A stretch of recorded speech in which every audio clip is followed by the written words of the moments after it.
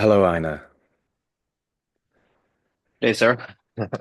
I when I think about the music that you make, I'm often thinking of the word atmosphere. I think of the atmosphere of the music and the atmosphere of the films that you make to promote them, and that feeling that you manage to transmit so clearly and powerfully. I'm really interested where all of that began for you because I feel like this is something that's been part of your life always. So I wanted to begin by just asking you about where you were born and grew up and what that environment was like, the physical environment that you were born into. Yeah, I'm born and raised on a inland island, um, uh, right north of Bergen on the west coast of Norway. So basically, it's an island that is surrounded by by a, by fjords. So it's pretty like postcard Norway in that sense. Tall mountains and sea and yeah, beautiful nature, pretty rural, um, um, and grew up in a little village there called House. um, yeah, so yeah, so nature has this. It's not something I'm used to having to seek out, if you know what I mean. It's something I have a very natural relation to, having grown up there. Yeah, and so your earliest memories, I suppose, are of this place. Your earliest memories would have been you in this place, in this landscape, with those fjords surrounding you, and being in that. All of your activities, that was the place for it. Yeah, yeah, that was the place, and of course when you're a lot out um, uh, in in the woods or playing or climbing rocks or whatever, it's of course it's uh, it's very imaginative and timeless and uh, yeah. Yeah, and were the stories and of Norwegian culture, were they part of your childhood as well? Would these make up bedtime stories? Would these make up stories that your parents would talk to you about as you were growing up? Yeah, and I guess especially my father, he is sort of a uh, uh, and has a encyclopedic brain, so to speak, and knows his saga history, and is yeah, loved to talk about those things when we were out or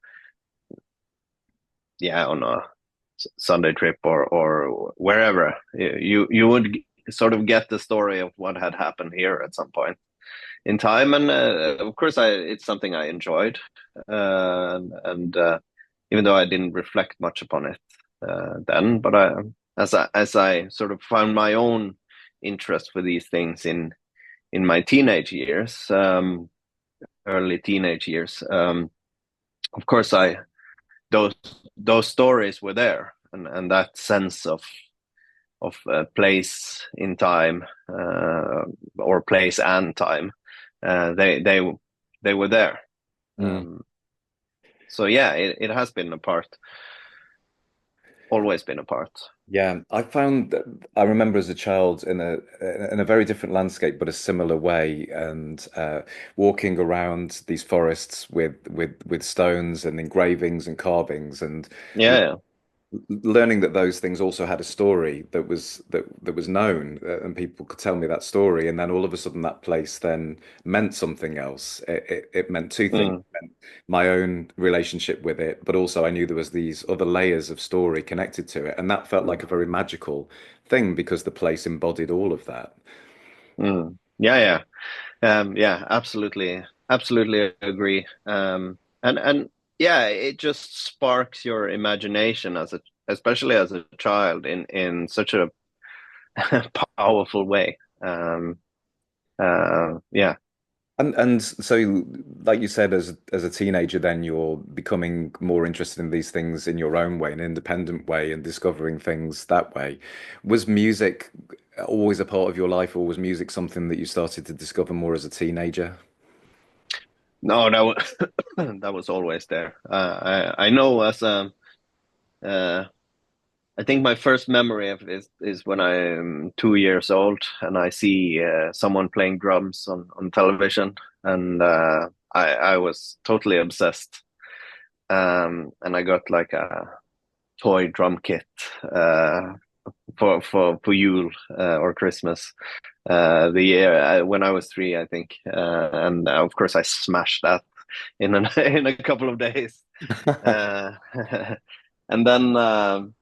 When I was, I can't remember exactly. I think I was 7 or 8. I was because I had other my siblings who were playing in bands and had friends who were um, into music, and this one friend of my brother, his father had like this old 60s sonore drum kit just laying in the basement, nobody using it, and so I actually was given that Yeah. when I was 7 or 8 years old. So that's, I guess, the when it started. When I started to play drums and like properly. Yeah. Um, and then I did that for some years, and yeah, I kind of realized that I wasn't really fond of playing other people's music, and I wanted to play my own things. So I started to learn to play guitar and bass, and wrote lyrics, and one of my friends started to play guitar. So yeah, it was from the get go. I think um, the creational part was always the dominating factor, more so than the gear. And for many people it's very much about the gear and techniques and like nitpicking, and for me it was never um uh that branch that fascinated me. It was more like the painting the picture, and that became more and more prominent as the thing I enjoy doing. And I got like a 4-track cassette recorder so I could yeah uh, sort of, yeah, I didn't need anyone else to create Yeah. in a way. So yeah, Yeah, it's amazing, isn't it, how technology's allowed that you can have an idea or a vision and actually using things like 4-track recorders and practicing and playing things yourself in a bedroom, you could actually start to create whole albums of music with your own absolutely. vision. Yeah.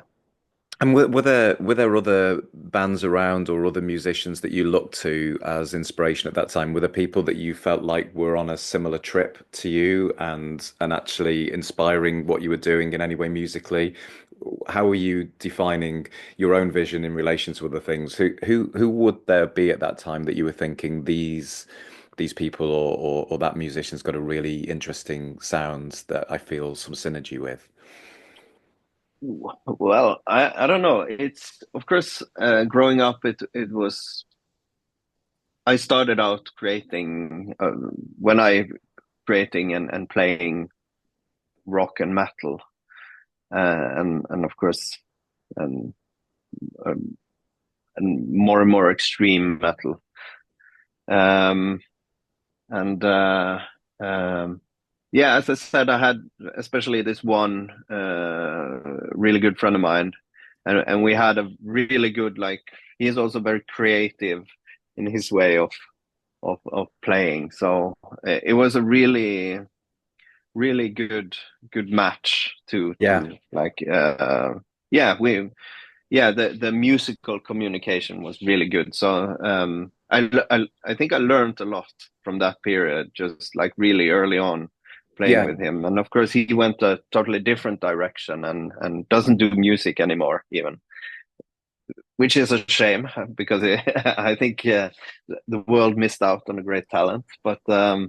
yeah. Um, uh, but then of course, like I said, I had my brothers were also perhaps not very like on a serious level, but they had like people in that in their like friend circle that were in the metal scene, and yeah, so they were kind of people I looked up to, and I was fascinated uh, by people in those realms, and yeah,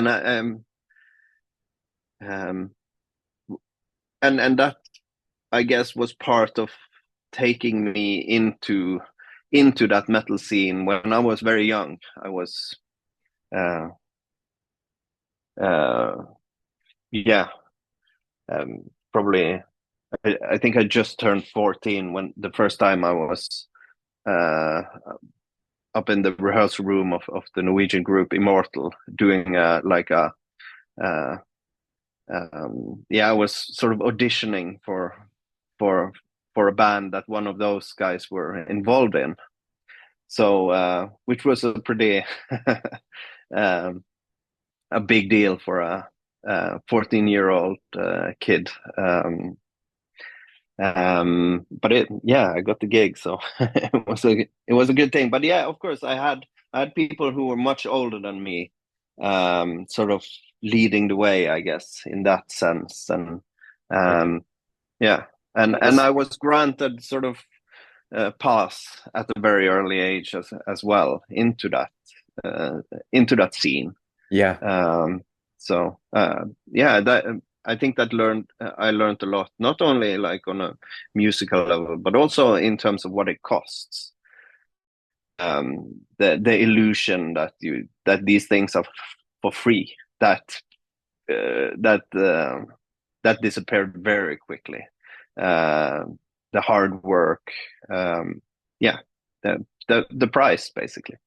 Yeah, and so you've got this thing where it's a dream, of course. You know, if you're a Yeah, teenager and then all of a sudden there's also all of these other realities. If you could just play the drums or create the music, that's one thing, but there's this entire industry and demands on time and all kinds of other things going on. So you having a real education at like 14, 15 years old. yeah, yeah. So yeah, in that sense, very fortunate. But then yeah, then certain things, yeah, projects I was involved in that was very promising and was signed and whatnot. Tours were planned, but things went wrong, and I had some years where I was very unmotivated and almost gave up on music entirely. And um, but then um, yeah, and at that point, I think I was even done with, on a personal level, I was done with the metal thing. That was sort of out of my system, from a creational point of view, at least. And at that point, I was asked by the band Gorgoroth to to play drums with them. Um, so yeah, I decided to do that, and I guess that was my way back into um, finding Wardruna in a way. Uh, uh, Both because that void, being done with metal and playing metal, created, and spending so much time on a project that doesn't really matter to you on a personal level. That's not. Um, I don't really work like that. It has to come from somewhere that is real, or else I don't do a good job. I kind of suck, and I'm not happy with. Yeah, it has to come from somewhere real, and that became more and more prominent. So that's why I sort of changed.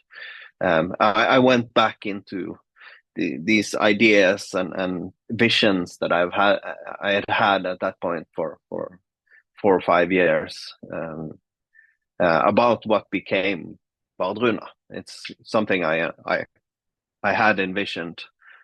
So I started to yeah, basically do a do a 180 and start over again, little by little. And at some point, I just quit everything else and put uh, everything into that. It became very clear that this is what I need to spend my time on doing. This is yeah, it was a sort of a thing that I could not do, if you know what I mean. Um, Yeah, yeah. And so that idea was playing around in your mind, and then you actually started to put this together. You actually started to get things out of your head back to almost back to where you were at the beginning with the four track, and but on another level. yeah, And you were pulling other people into this vision too, right? So you were also talking to friends and people you were creating with at that time and saying, I have this idea. And yeah, yeah. it feels like people were really responsive and wanted to support you and do it. Yeah, and I guess yeah, and also meeting Christian or Gal from the vocalist in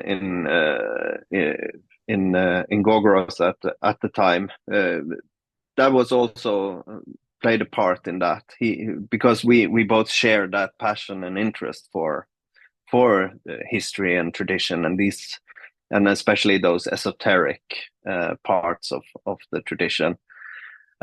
So yeah, he sort of quickly became the one I threw my ideas at, and I could discuss concepts on a deeper level. So that was really important and useful in that time to have someone to spar these things because I was sort of it was ambitious in the sense that we were trotting up a very cold trail, so to say. And yeah, lots of lots of research into the ethnomusicology and but also the thematics and that sort of grew and grew. The more I dug into it, the more I understood how that it needed like a very serious approach to it as well. Also because these things meant a lot to me on a personal level. Yeah, well, it felt like, well, it feels to me thinking about that time and listening to that first album that this was a combination of all kinds of different areas of love in your life. You've got a deep connection with nature and the landscape that you grew up in. You've got the sounds and the tones that you're creating by using these ancient instruments and not replicating in an old way. It felt like you were reimagining these things Yeah, back into life. And then you've got the skaldic poetry, and you've got the Eddas, and you've got the stories. So were you, as part of that, did you go out and walk? Would you go out and discuss these things together in the landscape as well as sort of in a studio setting, or when you were yeah, hanging out yeah. together? Yeah, that could be everywhere and anywhere, and of course on personally as well is uh, where I my main muse has always been walking. That is very often when I solve my problems or find my problems because that's what music is. A good song is a good problem. There needs to be friction in a way. Um, so yeah, that's always when I see it or hear it. Not always, but very often plays a big part in that process. Um, so yeah, um, uh, yeah, anywhere and everywhere. I guess.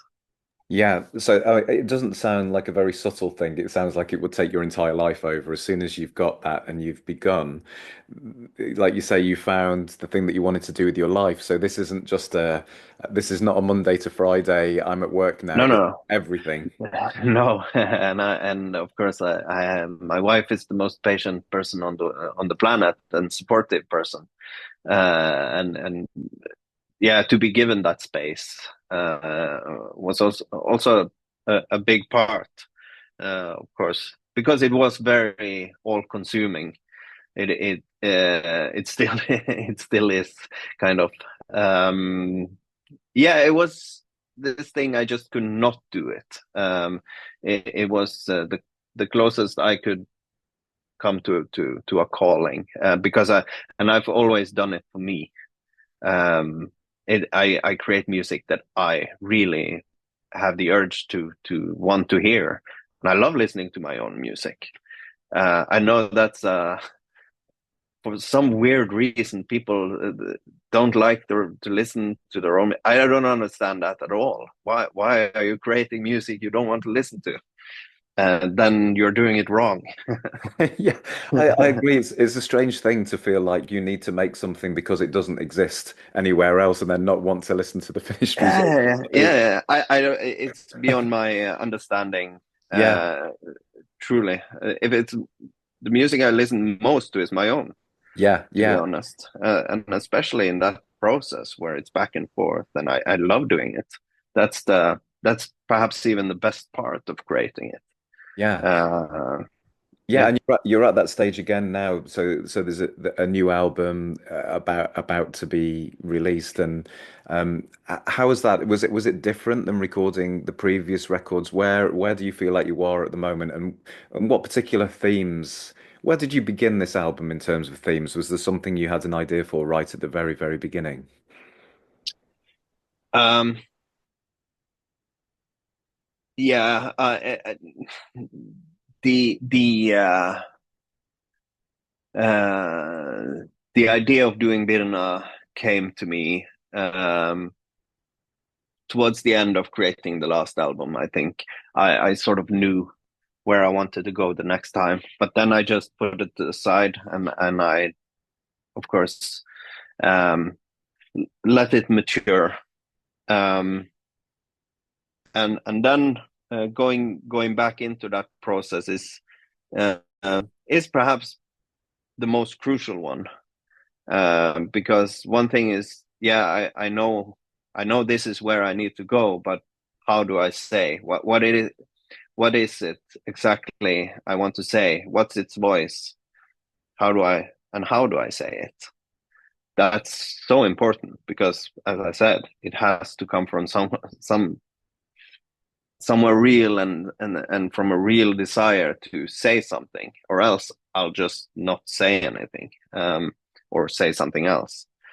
Um, so finding the voice and finding that part took a long time. I was very much back and forth, trying out things, writing poetry, thinking about concepts.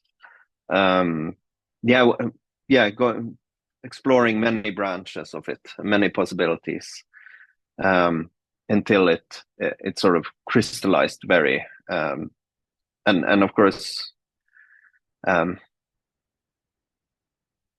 yeah, I'm not the same person I was when I made Gapar Ginunga in early 2000s, and not the same person as I was 5 6 years ago when I created the previous album. And so it is a journey. It is and every time it's a different process. Every time it it feels like I have to dig deeper every time, in a way. Um, and so I guess researching it became very clear to me that it needed um, a contemporary focus, perhaps more so than the other ones. Nature is always present in nature, and an animistic ideas has always been present in all our songs and albums. But I think that I perhaps speak about these things in a less esoteric way on the new one and the previous one. Yeah, it's more plainly spoken, um, in a way, and I guess I take it one step further even now. The bear, in historical context, there are lots of interesting bear traditions from way back, but you know, it always felt so distant, so pointless. You know, to do another song about how cool the berserkers were or whatever. It's like pointless. Why should I do that? How does that benefit the bear to like put the human uh, at the center of every fucking thing you do? You know, it's kind of tired of it, and I don't see the point. So for me, it became clear that the bear being such a strong figure in folklore, in tradition, in myth, in totems, in star signs, wherever there are bears on this planet, they have such a impact in culture. Um, so I'd rather stay here and now and contemplate on what it is that created that. Why, rather than just regurgitate some old things that we have no relation to anymore. Profoundly no, because of our relation to the wild in general. We don't even have place for bears, like where I live. They're not welcome in their own kingdom. Yeah. They used to be the wardens of the woodlands, feared and revered, of course, or respected. But the woodlands are gone, and the small woodlands that were theirs, they're not even welcome there. So, um, yeah, I'd rather stay here and think about what it is that's created this powerful relation in so many cultures around the planet. And of course, to me it's very much related to the cyclic being of nature, which of course the cyclic things, the cyclic movements of the world has always been so prominent in mythical content, whether it's the Norse ones or other traditions. It's very central. It's you find it everywhere, and of course that the fact that the movement, annual movement of the bear completely mirrors the annual movement of Mother Earth. Um, that I think that's at the heart of it. Yeah. And combining that with all of these other movements, we see the salmon swimming upriver to spawn and die where it was born. It's such a powerful poetic picture, Yeah. and there are so many of them. So basically, telling this story is what I wanted to do. The bear doesn't need my historical or cultural ornamentation to be its own fantastic self. Um, and that became more and more clear during this process, that this is how it needs to be done. Yeah, and well, I was just thinking as you said that about the very complex layers as well that are involved there, because it seemed to me you're describing something that's akin to a spiritual development as well, because your connection with that is deepening in a contemporary way, not just a historic way or a learnt way, an experiential way, because you're channeling that. You're using poetry as a tool to explore that as well and to try and figure out what your relationship with that is, it sounds like. And then also on another level, you're describing how to have a much healthier ecological situation, because there's so much talk. We have that in Britain all the time about rewilding and how can we rewild the planet? How can we stop nature depletion and species decline and have a more healthy cycle? When the bear was in the wild or part of that ecosystem, it would have been completely different as soon as you have different apex. Um, Of course, yeah, yeah. You cannot oversimplify that process. When you start messing with ecosystems, it's not only the animals that in that circle it affects. It affects plant life. It affects the prey as well. They get sick because there are no predators taking out the weak individual. The list goes on. How when you start messing with these balances. yeah, Um, and of course, but when you're in a world where people don't really, mm, they don't care because it doesn't matter now. It will. I think a lot of people think, yeah, well, if I can just milk what I can while I'm alive, it's someone else's problem, and that's such a problematic way that it's allowed to think like that, because a few people are ruining everyone's um, property. Yeah. and they are allowed to.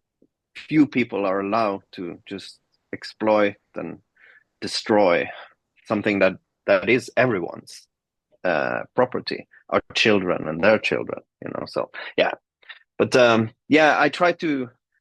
Of course, I there is activism, but I don't like to. Um, I don't think it's very constructive to stand on the barricades and shout at people what they shouldn't do or should do. I'd rather just be a voice for the wild, rather than I'd rather than water the weeds. I'd rather give focus to what it is I'm for, to the beauty, and also in terms of history, you always need a contemporary bridge. So that's always how I work with history as well. I take something from history, but I only take the parts that still resonate because it still has a place. Um, it still has a relevance. Um, Yeah, yeah, yeah, and the cycles as well that you were describing. Those cycles have times when they seem to be more profoundly important again to us. So actually looking at what the planet needs or what you need in a creative cycle, and looking at those two things in combination with each other, it feels yeah. like you've done that very effectively. Um, in terms of ancient sites and going to ancient sites, that also looks like it's part of what you're really interested in. Of course, it's not separate from nature, but we're looking back. If we're looking at the Neolithic or the Bronze Age or Iron Age cultures, we're looking at people that had become less separate from being nature rather than feeling like they're in nature. There's this combination of uh, it's entwined, and as the world's progressed, it feels like we've become less and less entwined into nature and become separate entities. The human condition seems to look at nature from afar as something separate and other from us. And what Mm, it feels like you're doing very centrally is placing yourself firmly as nature and back mm. into that relationship. Are there particular ancient sites, Bronze Age sites, or Neolithic sites that you're interested in? How does that work for you? Do you go and visit these places and become interested in that? Yeah, I visit them a lot, and they do fascinate me.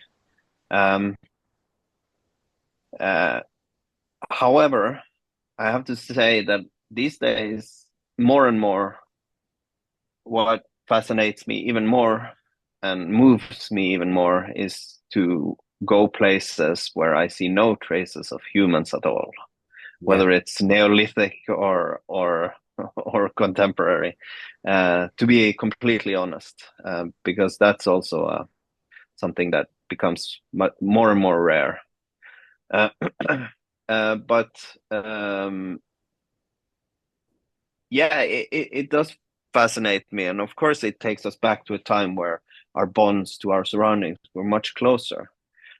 On the other hand, we have to be aware, and this is also why I don't have a romantic idea about the past at all, or why I think animism today is different than animism in earlier times, or at least, yeah, late animism. Um, and that is that they did not 1,000 years ago or 2,000 years ago, they did not have a romantic idea about nature. Quite the opposite. It was not the wild nature that was seen as sacred. It was the cultivated uh, earth that was used to heal their sick children. It was their own crops. It was those were the sacred, and the wild represented the giants, the danger, the untamed world in a way that could be, yeah, that was dangerous basically. yeah, And how you see how it's reflected in all myths and so on, and mythology. Uh, and of course, that desire to control the world is what got us where we are today, in a way. yeah, That drive to master nature and make everything safe and comfortable for us. That is what put us there in the first place. But so where we are today, we need something opposite of that. We need that we need the wild because because that is the only thing left that we're part of in a way. That's it's a completely opposite um, direction of it in a way, because the need, it has to come from a necessity, and that is the necessity now. Um, so which is why like this whole idea about copying the past or regurgitating many of these empty um, that once weren't empty symbols or traditions, but now are, because the necessity has shifted. That becomes pointless, in my opinion. That's escapism, or yeah, doesn't really contribute to anything constructive, in my personal opinion. And that's something. Yeah, that is why I don't have a romantic idea about these things. I don't think it was better back then. I think there were just as many idiots um, doing idiotic things back then as there are now, which is why the the way I see it, the past is something we should learn from. I think that I am fascinated by these things when they were closer to nature, and I think we could learn from that and do it even better today, because Yeah. we know different things now. Yeah. I'm not saying we know more, but we know different things, and that's the power of history and memory, potentially. Yes. Yeah. We have an opportunity. Uh, Yeah, exactly.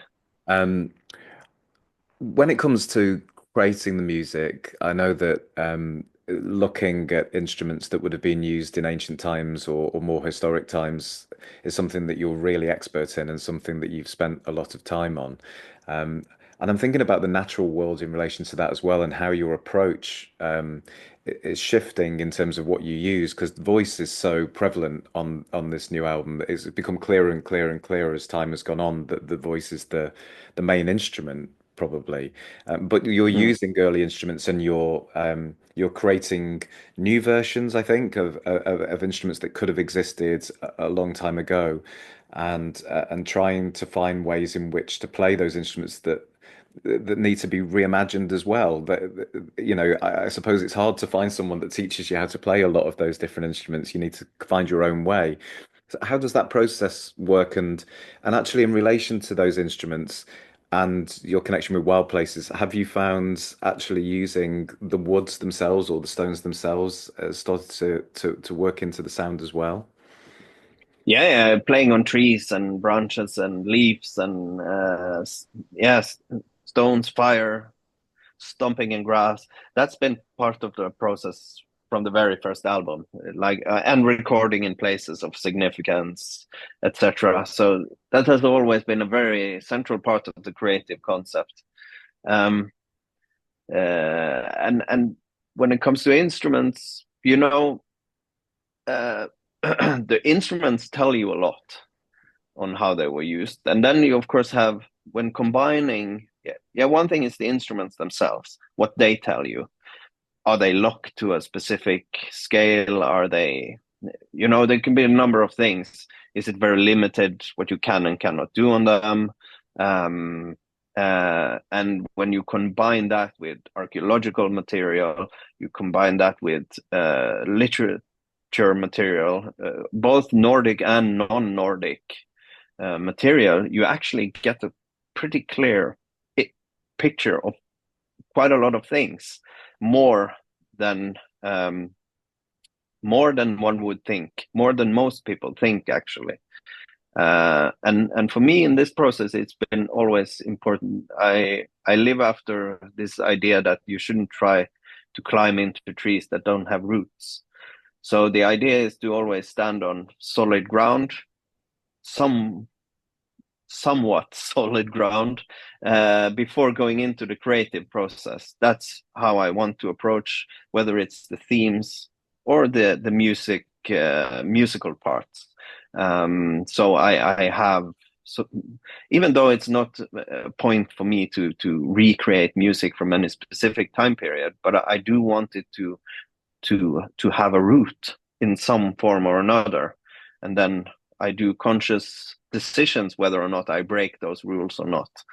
Um, um, so it's a multidisciplinary way of approaching it. I do it academically, um, and then and that has its methodology. And then you go into one part is the instrument building, which has its own set of logics, how that works and why it works, etc. And then you have the composer, which is a complete. You work with a academic who studies these poems. Uh, Sometimes it's very clear to me that this person has never tried to express themselves as a poet through poetic structures, so they are asking the wrong questions, in some cases at least. So you have that part of the composer, and then you have the performer. How does things work in front of an audience? How does this instrument work in this space? And you can't an archaeologist sitting in an office can't know these things, um, because it's a completely different universe of how things work, basically, of logics, how you think, and you only cultivate what works. That is how you build the tradition. Um, whether it's instrument building or standing in front of an audience as a musician or whatever you're doing, it's um, yeah. So I try to combine all of these things in how I approach it. But at the end of it, it's I'm free. It also has to just come from the inside. But of course, and knowledge is also guiding me. Yeah, and again, thinking about things in terms of cycles, from the beginning of building an instrument through composing music and then touring that lots and lots of times, playing in front of audiences. That cycle, by the end of that process, you must have learned so much about what you made in the Exactly. first place. Yeah, exactly. And Yeah. each is informing the next step, and so into a new cycle of a new creative period, I suppose. Mm. Then perhaps you're looking for new problems as well. You said, a great song is a great problem, so actually making things slightly more difficult than they need to be, so that you can learn through the process and the experience. Yeah. It's a journey. It's a journey for sure. So I think with Wardruna, you have this very clear and beautifully created world.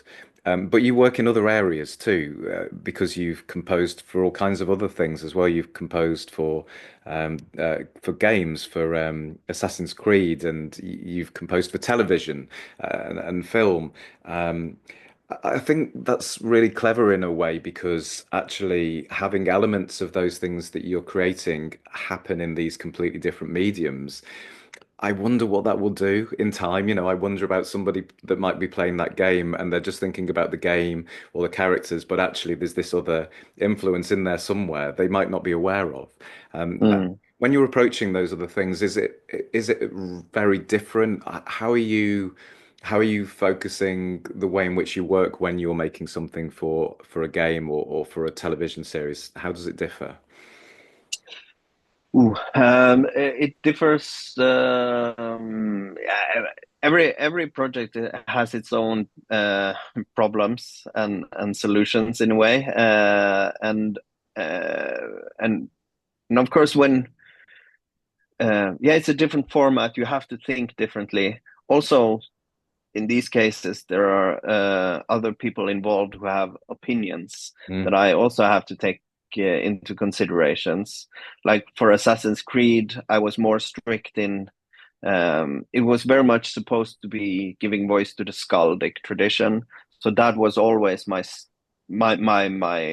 starting point in everything I did for that was started in that tiny format. So much stricter also in terms of the instruments I allowed myself to use, um, um, or at least play the leading role. Um, and and the tempo is different. You have to shoot more from the hip. You have to be more instinctive. Um, yeah, yeah, I can't be as patient in a way as I like to be when I work with Wardruna. Um, and and for television, it's also like that, where the deadline is basically yesterday very Yeah. often. And working with my instruments, that was very brutal, very time consuming to do so many things because I am, yeah, I don't, I like I said, it has to come from somewhere real, and so it was a lot of day and night working and a very steep learning curve. Suddenly, I was in the middle of this huge production, so um, which was a great opportunity to learn and to yeah I would say a great challenge in a way. I learned so much from from being in that process and that in that world, for better or worse. Um, yeah, it was an interesting journey as well. But you have to think very differently. Yeah, you have to the balance between when you yeah, it's a different dynamics. You know, if you're playing in the game, you have to leave things more open ended, where uh, because the music adapts to how you move in the game. So of course, it's different things you need to considerate. Um, it has to be able to endure being heard over and over and over again. Um, Whereas on television, it's Yes. very fast. It's very you have to be you have to push hard on the keys in a way because it's more expressive, it's more sudden, and then it's very subtle. Yeah. So the balance between the dynamics between when you give and take is more abrupt, basically. Can be. Yeah. And having done these things now, having worked in so many different areas, is there somewhere, is it influencing where you might want to go next with your life? Are you thinking you'll spend more time writing poetry or doing different multimedia projects? And how do you feel about that in relation to your own central vision for things? You know, how is time for you at this moment in time? Um, I'm I just came out of the uh, a very intense creating period now. So at this point, I'm just enjoying having completed that, um, and enjoying um, the dynamics of being home and not having too much projects going on. Yes. There is a lot of um, uh, I think it's important to also be content where you are. And I'm very I'm not chasing anything. I Now I'm gonna do a lot of touring in the time to come, and that's actually where I'm gonna put my focus. I'm gonna put my focus into doing that in a very good way, a healthy way, and to be present when I'm home with my family, and then be present when I'm touring again. You know, so yeah, that is actually my plan now, to not have too much of a complicated plan. I'm not chasing anything other than I'm doing what I love doing, and I'm happy about that. And I'm sure in a while, my creative uh, um, yeah, my creative um, restlessness will probably return, and there are. poems to be written and songs to be sung at some point. But here and now, I'm just yeah, focusing on here and now. Yeah. And I was just thinking when you're touring, when you're traveling, do you have the opportunity to get out and to see places when you're on tour? Do you see much of the places you visit around the world? Are there places that you like to go and visit when you can? Yeah, well, I would say both yes and no.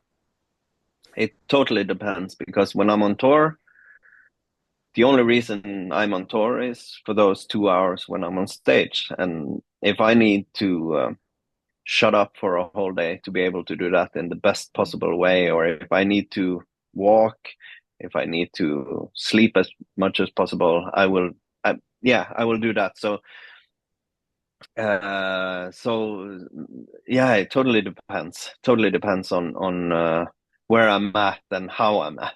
You Yeah. know, how much sleep I got, or you know, touring it's very nice to do it. You know, especially when you do it like we do with this beautiful bunch of people, Mm. all pulling their own weight and then some in the same direction. Then it's a very sustainable, uh, good thing to be a part of. But at the same time, it's really hard work. It's really intense, and it can take, at least for me, it's very it takes my everything. So, but yeah, I try to see things when I can and when it makes sense. Um, yeah. Yeah. And have you got favorite sites that you've seen around the world when you've been traveling? Are there any places that you've thought I really have to go there? You know, outside of the normal regime that you've talked about, other places that you think I have to go and visit this place, this ancient site, or does that happen? Many places actually. I feel very spoiled and privileged when I there are so many beautiful places on this planet. There are many shitholes as well, but but or yeah, however nice a city is, or however much you like or not like a city. But yeah, there are some really nice places I've been lucky to visit, both like historical sites or beautiful cities or nature reserves like redwoods or like Monument Valley in the States. Those were like having off days in those places that regenerates you a Yeah. lot, and so that's also something we try to do to to yeah to have a balance where you're able to recharge in spaces that actually recharge you. That's quite important, so we try to do, yeah, that there is a balance. Yeah. It sounds like good advice to me. I know about those things, being present where we are at the time with whatever we're doing and re-energizing ourselves with the natural world. That sounds like the perfect way to live a life to me. So, as Yeah, you're, happiness doesn't happen uh, before you or after you. It can only happen where you are, and that's the little thing that we all tend to forget. So yeah, happiness is only happens here and now. So and it's actually the only way forward. yeah, yeah, it's very good advice. Good advice to end on. I think. Mm, Well, there's exciting times ahead. You know, there's new music for people to hear, and there's tours coming up. But for now, I think we can enjoy, like you say, happiness is now. So we'll mm, take that with us. yeah. Thank you so much for your time today, Einar. Likewise, sir. Thank you. Cool.